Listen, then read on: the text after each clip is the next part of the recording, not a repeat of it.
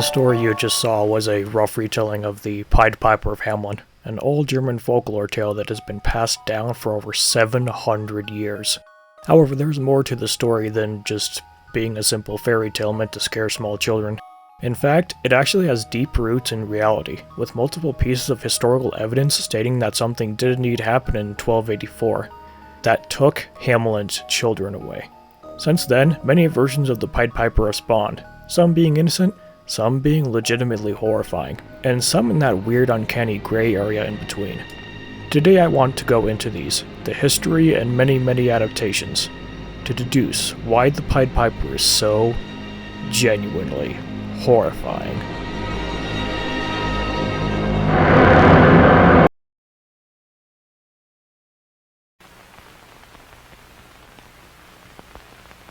One aspect of the Pied Piper legend that makes it genuinely frightening is that there are multiple pieces of evidence that point to the story actually being true, or at least a less glorified version of the fairy tale. In fact, a lot of these are primary resources from Hamelin itself, a prime example being a manuscript from 1384 which ominously states, "It is 100 years since our children left." Even earlier in 1300, the town constructed a stained glass window to put up in the town church, which represented the event. The Pied Piper in his colorful outfit is playing a flute, all while several ghostly white children follow behind him. The dean of Hamelin around this time, the Chinelin, is rumored to have a Latin chorus book written by his grandmother, providing an eyewitness account of the event. Unfortunately, the entire thing seems to have become lost to time ever since the 17th century, with only rough recreations still existing. Sometime in the 14th or 15th centuries, a Dominican monk named Heinrich of Hereford wrote the Lernburg manuscript in Latin. This manuscript, which mentions the Chinelin by name, acts as the very first story-based account of the event.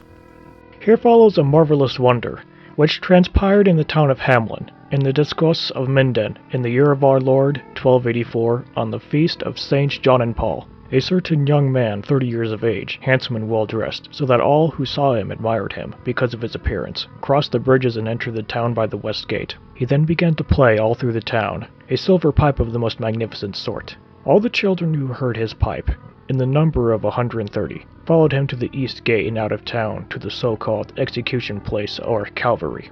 There they proceeded to vanish, so that no trace of them could be found. The mothers of the children ran from town to town, but they found nothing. It is written, a voice was heard from on high, and a mother was bewailing her son. And as one counts the years according to the year of our Lord, or according to the first, second, or third year of an anniversary, so do the people in Hamelin reckon the years after the departure and disappearance of their children. This report I found in an old book, and the mother of the Dean, John von Lud, saw the children depart. The Rattenfänger house, or Ratcatcher's house, is named so because of an account inscribed on the building, stating the following. In the year 1284, on the day of Saints John and Paul, on the 26th of June, 130 children born in Hamelin were misled by a piper clothed in many colors to the Calvary near the Kolpen and lost. In a building that used to be a wedding house, this similar inscription can be read. In the year of our Lord, 1284, went into the Kolpen under custody 130 children born in Hamelin by a piper seduced and lost. In the Hamelin Museum, an old part of the town gate has been preserved, with this inscription. In the year 1556, 272 years after the magician stole 130 children from the city, this gate was founded. Part of the Hamelin Museum states the following. In the mid-14th century, a monk from Minden, Heinrich von Hereford, puts together a collection of holy legends called the Catena Aura. It speaks of a miracle that took place in 1284 in Hamelin. A youth appeared and played on a strange silver flute. Every child that heard the flutes followed the stranger. They left Hamelin by the eastern gate and disappeared at the Calvaren hill. This is the oldest known account of this occurrence. Around this time, a verse of rhyme is found in Zu Hamelin de Kloster. It tells about the children's disappearance. It is written in red ink on the title page of a missal. It bewails the 130 beloved Hameliner children who were eaten alive by the Calvaria. The original verses are probably the oldest written source of this legend. It has been missing for hundreds of years.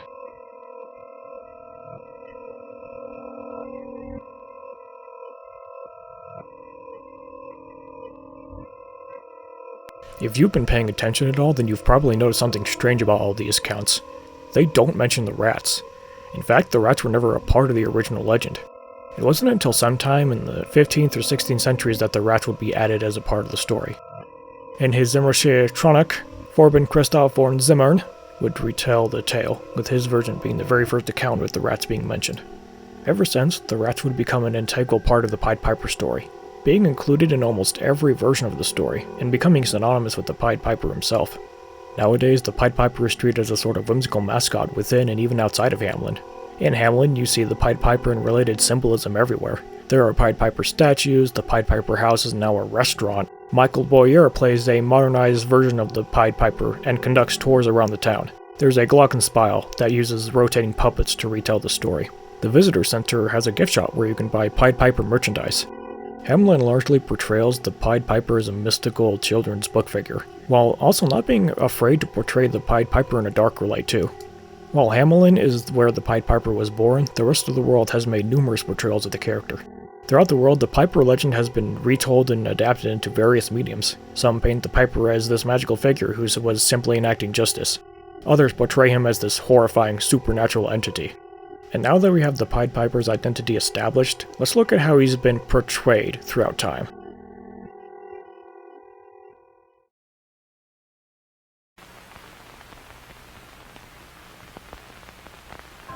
The most popular Pied Piper adaptations come in the form of literature, the very first being by Johann Wolfgang von Goethe, who would also reference the legend in his Faust play. Jacob Grimm and Wilhelm Grimm, known collectively as the Brothers Grimm, would write their own version of the legend, drawing from various sources at the time. In their version of the story, the Pied Piper strangely has two outfits, wearing his normal outfit in the first half and a hunter's outfit in the second half, and two children having been immune to the Piper's antics, one being blind and the other having an injured leg. Their version also explains that the children that the Piper hypnotized would later become the founders of what is now Transylvania. Arguably the most popular literary version of the legend is the one written by Robert Browning, and his literary genius absolutely shines here. His Pied Piper poem makes heavy use of witty rhymes and wordplay, both of which being beautifully crafted. This version is arguably the most popular version of the tale, being used for countless adaptations later down the line. And if you ask me, I don't blame him. This poem is a literary work of art.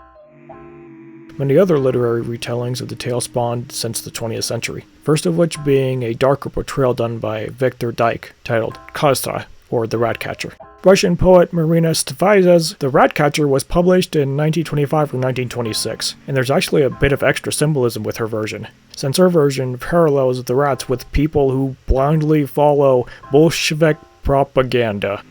Cartoonist and comic illustrator Walt Kelly would make his own comic about the Pied Piper, The Town on the Edge of the End, published in his famous Pogo comic book series, more specifically in his Pogo Stepmother Goose collection of comics. As far back as the 30s, the Piper has been portrayed in various other forms of media, from comic books to audio retellings on vinyl discs. However, let's look at the most popular out of all of these, movies and television.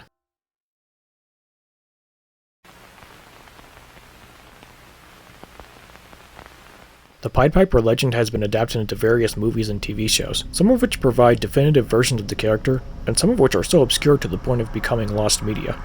The very first book-to-video adaptation was an American short from 1913, produced by the Edison Company and distributed by the General Film Company. Unfortunately, very little information about this short exists aside from some credits and a poster, with no actual film having been archived. The very first feature-length film adaptation is a 1918 German film directed and written by Paul Wenger, distributed by the popular German film company UFA. The film runs for about an hour and 4 minutes, although only bits and pieces of this film still survive. Transitioning on to the more popular films, in the early 30s, Walt Disney and Carl Stalling were experimenting with adding sound to some existing Mickey Mouse shorts.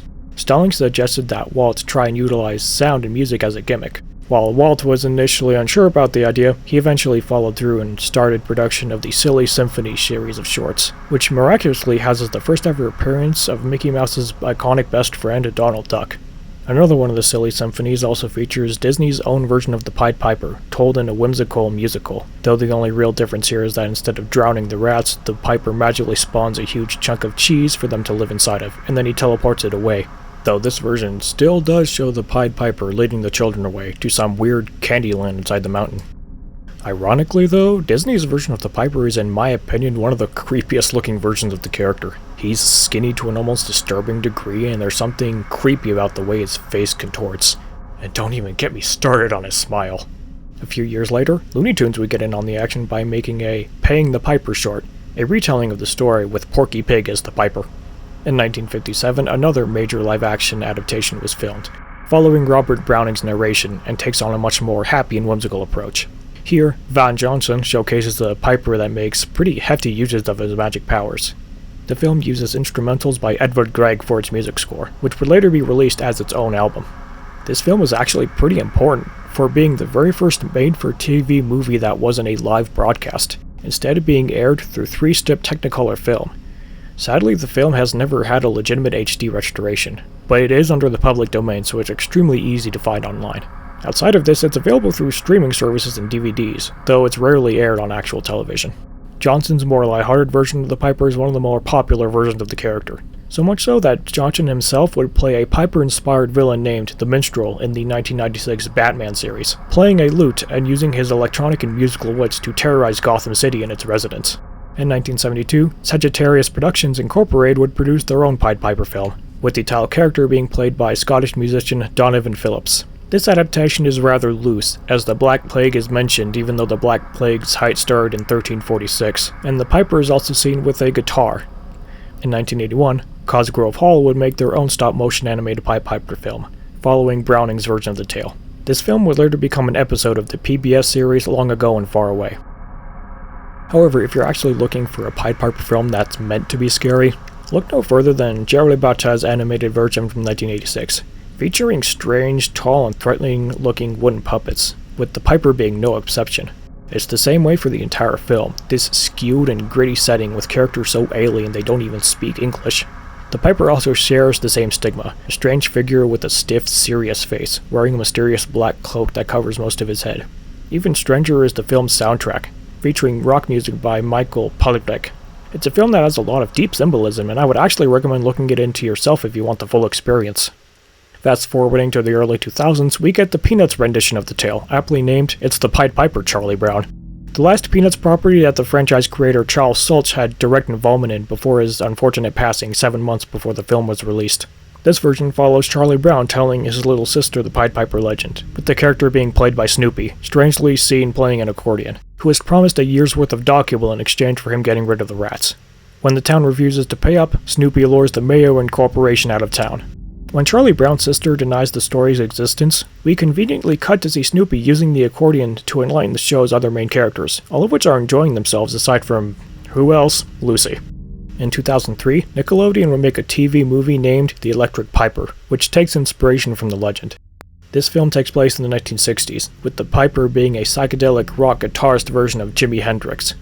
If this film sounds familiar, it's because it was a pretty hot topic in the lost media fandom for a good while, with the film only having been aired precious few times on Nick, and no physical media releases in sight, largely due to them not being sure if they had the legal rights to the songs used in the film.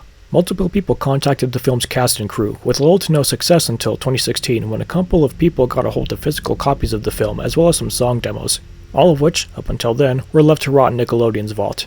Nowadays the film can be easily watched thanks to the multiple restorations on YouTube, as well as the aforementioned song demos and even an early version of the film. Season 2, Episode 4 of Happily Ever After, Fairy Tales for Every Child, adapts the Pied Piper using jazz music, with the episode featuring some pretty big names, with the Pied Piper being voiced by Wesley Snipes and the Mayor by Samuel L. Jackson. Now we get into the king of movie pipers. Ladies and gentlemen, Shrek. A fairy tale movie that defied all fairy tale movies, featuring a ton of fairy tale characters, including the Pied Piper. Shrek's Piper appeared in the first movie as a small cameo, appearing much more close to how he is usually portrayed, wearing red and yellow. In Shrek Forever After, however, his design has changed completely. This time he's wearing a much darker outfit and has shorter hair, which is now brown. In this film, he is hired to hunt down Shrek using his pipe, which is shown to have a dial, with the selected creature being the Piper's unfortunate hypnosis victim. Later in the film, we see the Piper planning a successful ambush, putting Shrek and the other ogres under his control while playing Shake Your Groove Thing. Thankfully, Donkey and Puss in Boots show up to stop the assault, and the Piper is later seen in the credits in a lighter colored outfit, while forcing Rumpelstiltskin to dance. In one Shrek comic, it details the Piper's in-universe origins. The Piper is shown in various Shrek video games, including Shrek 2 and the Shrek Wreak and Havoc game. In 2015, Uboa Film would make their own Piper movie, this time going for a much more horror-centered and gory approach. Sailor Moon also did their own take on the Pied Piper in their 1995 movie Sailor Moon Super S, the movie, with one of the movie's villains being notably similar to the Pied Piper. The Digimon universe has a villain called Piedmon, a chaotic jester who plays a pipe and is able to hypnotize the various protagonists for his own nefarious purposes. Now there is one video version of the Piper that I've been neglecting, one that I've been holding off, and for a reason. I wanted to save the best for last. Now presenting the Pied Piper on Shelley Duvall's Fairy Tale Theater. Shelley Duvall's Fairy Tale Theater is a Showtime children's series that initially aired during the 80s. The series was notable for its heavy uses of popular actors and directors, with one of the former being Eric Idle, renowned British actor, comedian, and former Monty Python member. He appeared in Season 4, Episode 3 of the show, playing the titular character in the series episode on the Pied Piper, which in my opinion is the best film adaptation of the tale by far. Not only does it have this mysterious, mystical, and whimsical aura just like how you would expect from a fairy tale, they also don't downplay the darkness of the legend at all. Not only is this film dark aesthetically, it doesn't sugarcoat anything either. They tell you the story point for point with very little sacrifice. I can't help but applaud their very realistic stage design, the character designs are all really nice, and they straight up use real live-action mice. And you see the Piper committing the act of mass kidnapping in real time. And the fact that they decided to do a live-action film to portray the legend is one of my most favorite parts about this movie. This creates a sort of grounding in reality. It makes you feel like you're witnessing real footage of the event, thanks to the nice stage design, character design, and especially the characterization of the Pied Piper himself. Eric Idle's Pied Piper is the perfect personification of the character. He has this wise man aura, someone who looks like he has lots of experience under his belt and wouldn't mind proving it to others. But at the same time he has this legitimately threatening disposition, someone you know who you're not supposed to mess with. Both of these qualities sum up the Piper perfectly. This, coupled with the simply beautiful narration, makes it the best video adaptation of the Pied Piper by far.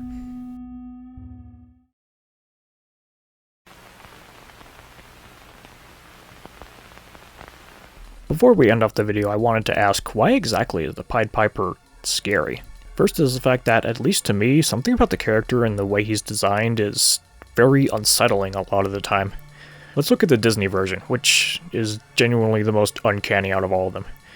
The disturbingly wide smile, the beady eyes, the slender figure, the disproportionately puffy hands, and something about his voice is odd. It might be because it's playing from an older piece of media, but it's just creepy. Another unsettling factor is the whole hypnosis thing. Think about it. You're a hunter, out with your bow and arrow, hunting for deer, and then you hear the sound of a flute. The most beautiful and captivating sound you've ever heard. So captivating, in fact, that your body becomes paralyzed. You can't move as the song slowly feeds on your nervous system and takes control, like some kind of parasitic fungus. Then your legs start to go against you. You try to move your legs but can't.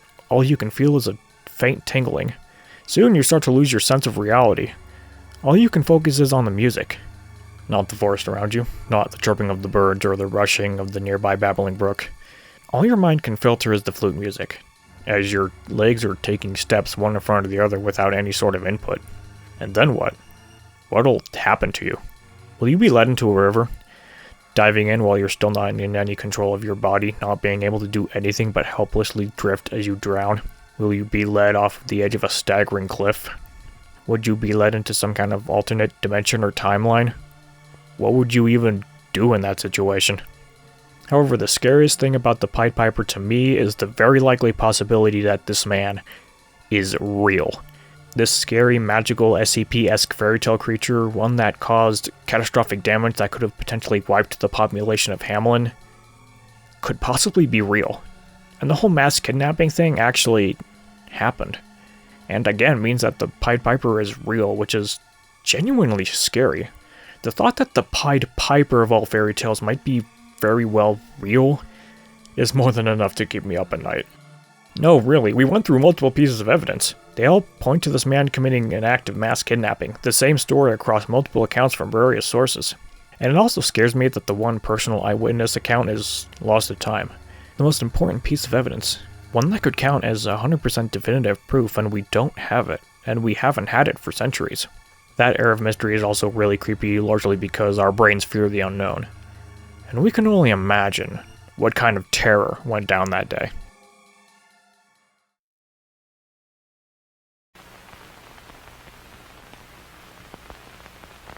So, that was the Pied Piper and his many adaptations, all of which looked through a horror-themed lens. And through this lens we discover just how horrific the Pied Piper is. We've all heard of fairy tales being disturbing, especially before they were Disneyfied for a modern audience, but out of all of them, the Pied Piper has been sugarcoated the least, as even after the incorporation of the rats, we still see the Pied Piper taking Hamlet's children away. And the Pied Piper is the only fairy tale that genuinely manages to get under my skin, and I think this sentiment can apply for a lot of other people too. Maybe it's the numerous unsolved questions, maybe it's how the Pied Piper is designed in most cases, but something about him is just scary, and I have to applaud for that.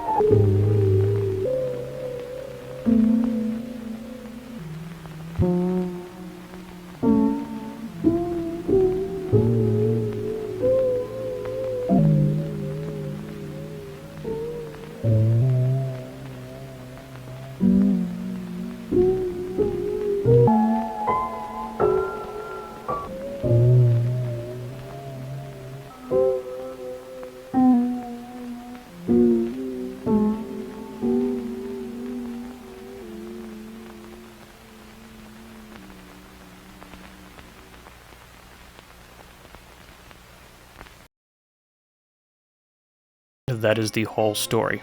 A story of betrayal, magic, and horror. A fairy tale that has rightfully set its footing in the horror scene. There are a ton of things that make the Pied Piper and his lore creepy. From the Pied Piper's design to the ambiguity and realism of the story. It all makes the Pied Piper nothing but absolutely horrifying.